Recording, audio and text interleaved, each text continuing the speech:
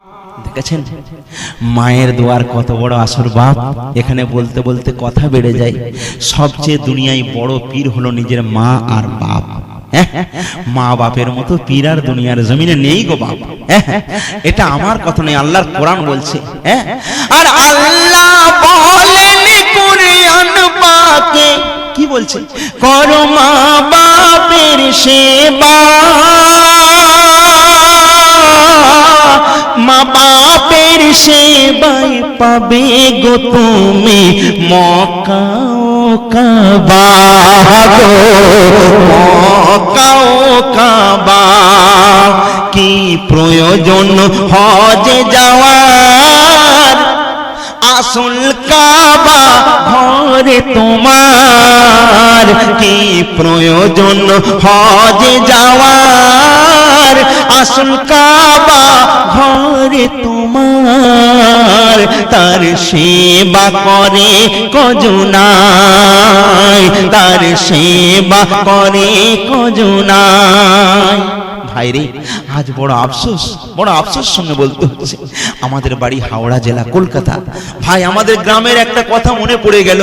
ভাইরে মা কি জিনিস দেখুন, বাপ মরে গেলে মা কিন্তু ছেলেদের মানুষ করতে পারে, কিন্তু মা মরে গেলে ছেলেদের যে কি অবস্থা হয় যার মা নেই সে জানে। বলুন, আমাদের গ্রামে একটা ছেলে, তার নাম হলো জামাল।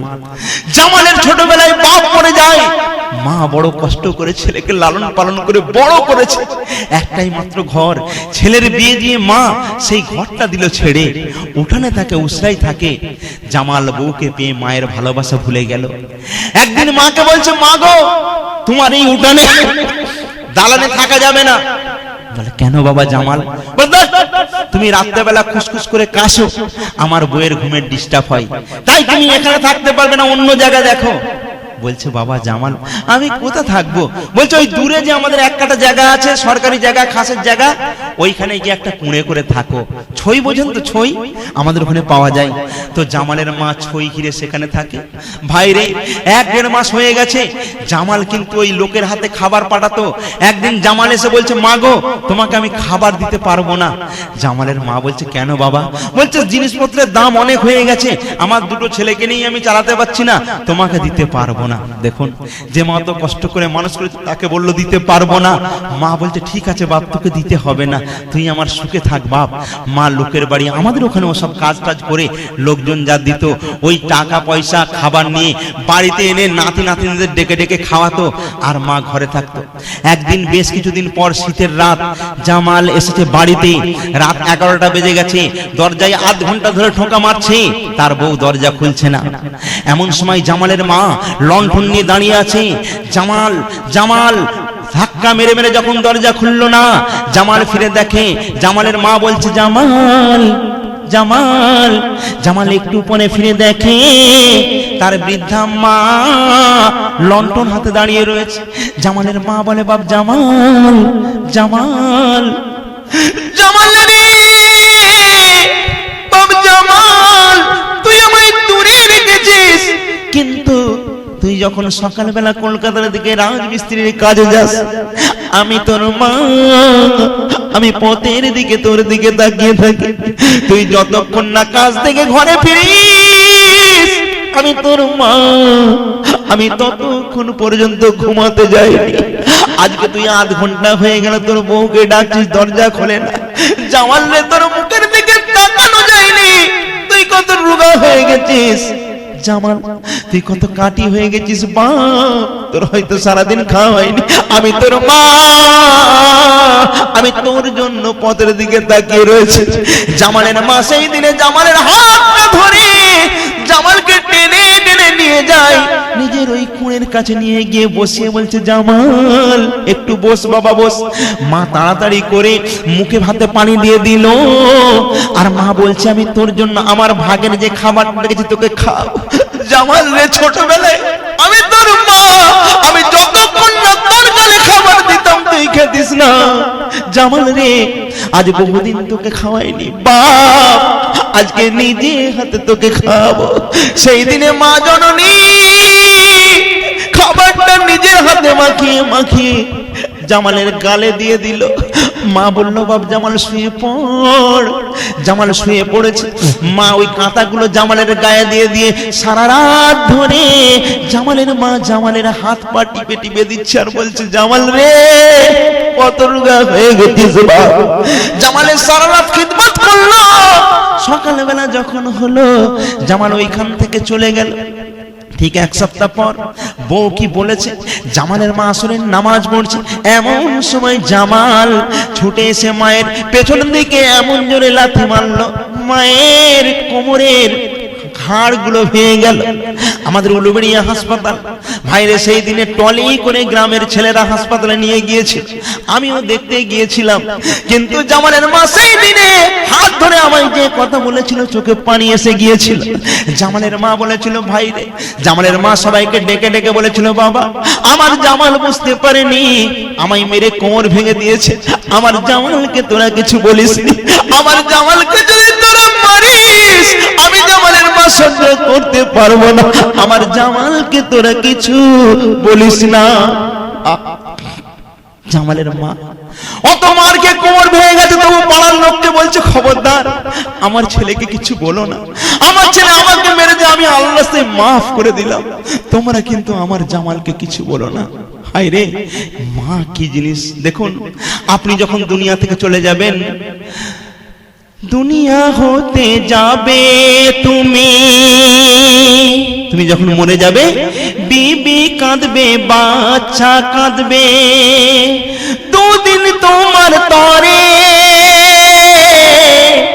মোর মা জননী কাঁদবে ওরে সারা জীবন ধরে, বিবি কাঁদবে বাচ্চা কাঁদবে, আমার মরার পরে মোর মা জননী কাঁদবে ওরে সারা জীবন ধরে, মোর মা জননীর কি মায়া মমতা কোথাও মেলে না, মা যে আমার জান্নাতের ঠিকানা, এই জীবন দিয়েও শোধ হবে না, এই জীবন দিয়েও শোধ হবে না, মায়ের দুধের দেনা, মা যে আমার জান্নাতের ঠিকানা, ওরে মা যে আমার জান্নাতের ঠিকানা। এই জন্য বলি ভাই মা বাপকে কেউ কোনোদিন দুঃখ দেবেন না। মা বাপ যে কি চিজ, যাদের মা আছে আমরা তাদের ইজ্জত করতে পারি না। মা বাপ কত কষ্ট করে কত মোহাব্বত করে আজ নিজে না খাইয়ে আমাদেরকে খাইয়েছেন, আমাদের লালিত পালিত করে বড় করেছেন, তাই না বাপ? হ্যাঁ, সেই মা বাপের সঙ্গে আমরা এত জুলুম অত্যাচার কেমন করে করি? বাপরে আপনাকে আমাকে প্রত্যেকটা মানুষকে একদিন দুনিয়া ছেড়ে বিদায় নিয়ে চলে যেতে হবে, হবে না? হবে না বাপ? সবাইকে চলে যেতে হবে। আজ বলুন, আজ আমাদের ছেলে আছে, আমাদের বাল বাচ্চা আছে, বিবি বাচ্চা আছে, আমাদের বাচ্চাদের আমরা কত মহব্বত করি। একদিনও ফিরে দেখেছি কি যে আমাদের মা জননী, আমাদের মা বাপ, তারাও আমাদেরকে কত মহব্বত করে বড় করেছেন, কত কষ্ট করে লালন পালন করেছেন। বাপ রাত দিন কঠোর পরিশ্রম করে আমাদের মুখে খাবার তুলে দিয়েছেন, একটুও মনে করি না। শোনা আমার, আমরা হতভাগ্য। আমাদের মা বাপের জন্য একটু চিন্তা করতে হয়, কারণ মা বাপ এমন একটা জিনিস ভাইজান, মা বাপের মনে দুঃখ দিলে তার সারা জিন্দগির যতই সে ইবাদত বন্দেগি করুক সব বেকার হয়ে যাবে, সব বেকার হয়ে যাবে। আর মোহাব্বত আল্লাহর রাসূলকে করতে হবে। তাহলে এখানে একটা কথা বোঝা গেল যে মোহাব্বত এমন একটা জিনিস, মোহাব্বত না হতি তো কুছ ভি না হতা। কি বাপ, মোহাব্বত হলো সবথেকে বড় জিনিস। তাহলে মা বাপকে ভালোবাসতে হবে, আল্লাহর রাসূলকে ভালোবাসতে হবে। কি ভাই আমরা ভালোবাসি তো? আল্লাহ পাক আমাদের সৃষ্টিকর্তা, আল্লাহ পাকের হুকুম আহকাম মেনে চলা আমাদের জন্য ফরজ না? ফরজ নয় ভাই? ফরজ। আমরা আল্লাহকে মানি কি গো ভাই? আমরা আল্লাহকে মানি তো? বলুন একটু। ও আপনারা চুপ করে আছেন, মানে আল্লাহকে কেউ মানেন না, তাই তো? বাহ।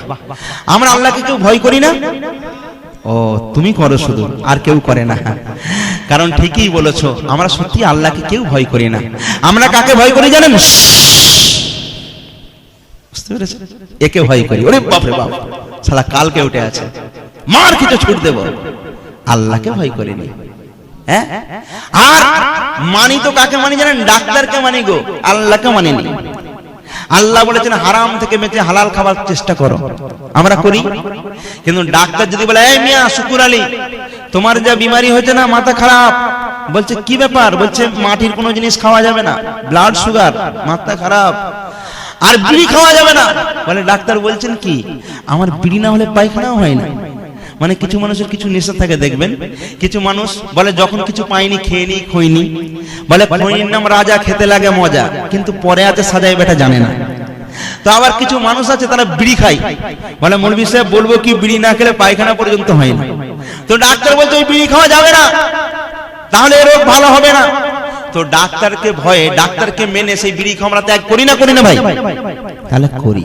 তা আমরা ডাক্তার মানি, আমরা সাপ বিচে বাঘ ভাল্লুককে ভয় করি, আল্লাহকে ভয় করি না।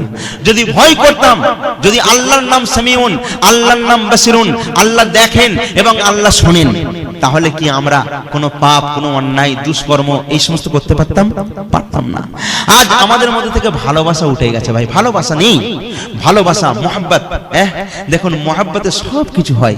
আমি যদি আপনাকে বলি দাদা, তো আপনি আমাকে ভাই বলবেন না? বলবেন না? বলবেন।